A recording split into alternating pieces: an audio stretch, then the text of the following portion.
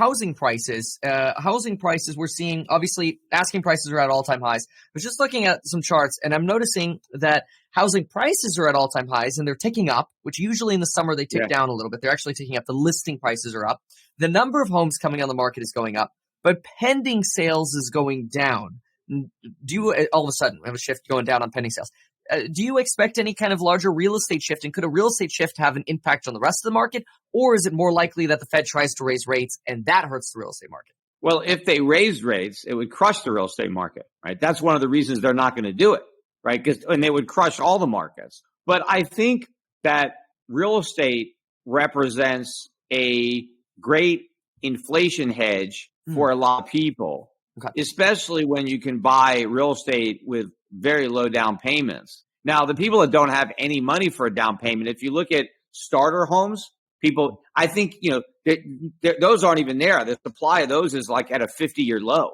Yeah. And so you can't even buy those. But, people who have some money and they want to figure out where they can put it to hedge against inflation, buying a house makes a lot of sense. They take on debt that's going to get wiped out to inflation, and rents are going to go way up. And so, if you own your place, obviously you're not charging yourself rent. Your utilities are going to go up and things like that, but you pay those, even as a renter, you still generally have to pay your utility bills. But it's an asset that, inflation is driving up the cost of building houses. And so the value of the houses that have already been built goes up. I mean, if the cost of replacing the houses, right? How much does it cost to build a house? If the cost of building a house doubles, then fewer people will build houses. They'll want to buy the houses that are already built. And so then the prices of those are going to go up. I mean, everything is going to go up. But of course, it's not just the price of the house that's going to go up. It's the price of everything inside it. I mean, the prices of the stuff in the refrigerator are going to go way up too. I mean, this is massive inflation. And this is the consequence, not just of, what's happened under Biden, but what happened under Trump, what happened under Obama. We have been printing money for years, decades. And a lot of those inflation chickens are now just starting to come home to roost. But there's a lot of them out there. And so we've got a lot of catching up to do. People have been scratching their heads wondering, why has inflation been so low? Well, it's not going to be low for long. And then it's going to average out and people are going to say, oh, gee, we actually had a lot of inflation. It just got, pushed backward. But we're going to catch up. So all those years of low inflation, now we're going to have a lot of very high inflation, and it's going to average into a much higher period. But the bigger problem is, how do you stop it? How do you turn off the spigot? Because you can't. I mean, under Ronald Reagan, when Paul Volcker was Fed chairman, and he was in a situation where he was looking at inflation spiraling, 20% interest rates was what it took to put out the fire. Now, this is going to be an even bigger fire. The problem is, how are we going to bring an even bigger hose? How are we going to take 25% interest rates? We got so much debt, we can't even get 2%. We don't even think we can handle 1%. But how are you going to put out a 10% inflation fire with a 1% interest rate? You can't do it. That's interesting. I want to ask you on wages, and this is a big part of inflation as well. The suggestion is that if you remove the wages of the hospitality or reopening sectors, and so you're just left with service and the non-reopening sector, wages are only going up about 0.1%, which is like 1.2% annualized. What's up with that? Is it unfair to take out the reopening sector? Is it just a matter of time before service starts blowing up? Because we haven't really seen that service price inflation yet. Well, I mean, first of all, I think prices in the service sector are going up.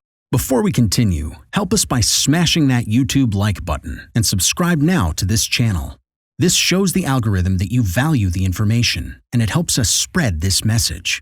Sharing is caring. Please like and subscribe now. Thank you. And now, let's continue. I mean, look at restaurants. I mean, they're raising prices, but a lot of them are doing other things. I talk about this in my podcast. You have restaurants that are now imposing minimums. So if you at a restaurant, it's like $100 a person minimum. So that might not count as a price hike because the menu prices, but they're forcing you to spend more money, or they're just going to charge you a supplement. A lot of restaurants now are, non-refundable If you cancel the reservation with less than 24 hours, you got to pay. So there are a lot of things that restaurants are doing to increase the cost of dining out that aren't even showing up in the official CPI numbers. But like, I think costs are going up a lot in the service sector. I think once the capacity really comes down, and I think you're going to see a lot of capacity removed from the market, a lot of restaurants are never going to reopen. They close and they're going to stay closed. And so it's not like when we fully reopen, we get back to normal. If the restaurants have a lot less competition in the reopened economy, well, they can charge higher prices. And, I think still there may be some social distancing going on for a while. The restaurants may not be packing in as many customers. They still may keep people more spread out. And therefore, if there's fewer people in a restaurant for all the costs, they don't have as many people to spread the fixed costs over. So that's going to get more expensive. But a lot of the retailers, a lot of the stores have gone out of business. They're not coming back.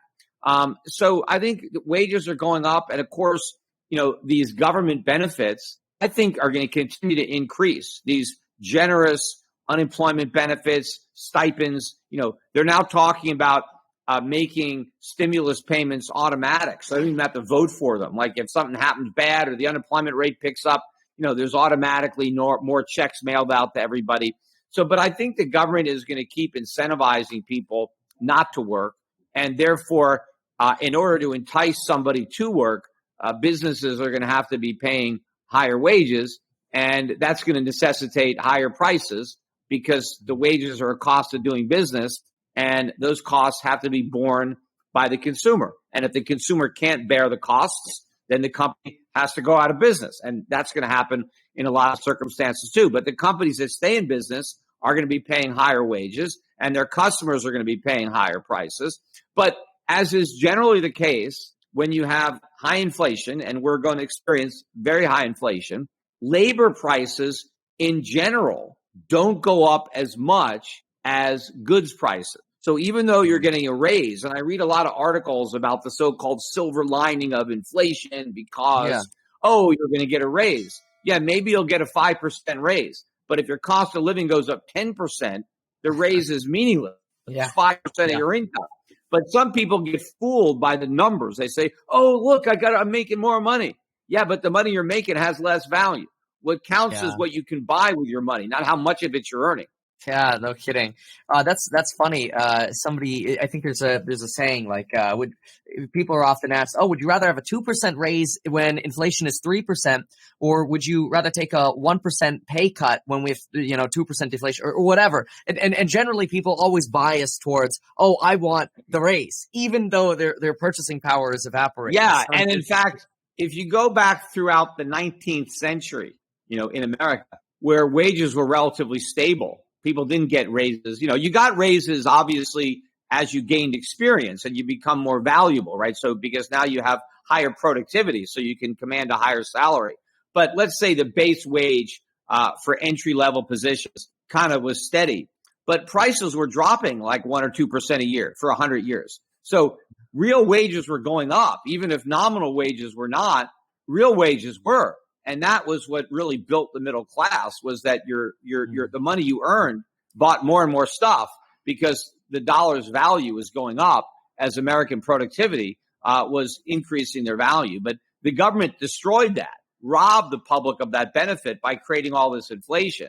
And so rising real wages are a thing of the past. Now you get rising nominal wages, but in real terms, people are making more, but they're actually earning less in terms of purchasing power. What to do in such a situation?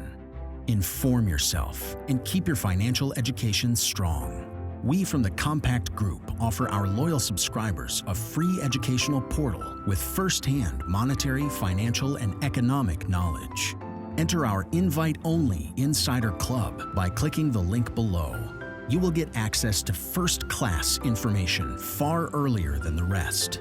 We have prepared a special deal for all our members where you can access a giant pool of Robert Kiyosaki's financial wisdom for just $1. To find out more, simply click the link below and join our Insider Club absolutely free.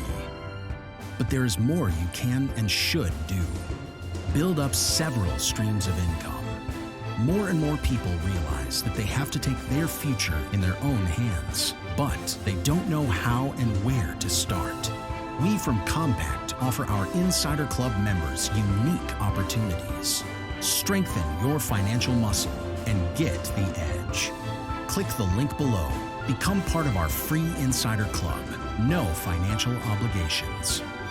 But there's one important thing you have to know. You have to become active. So do it now. Become active and see you on the other side.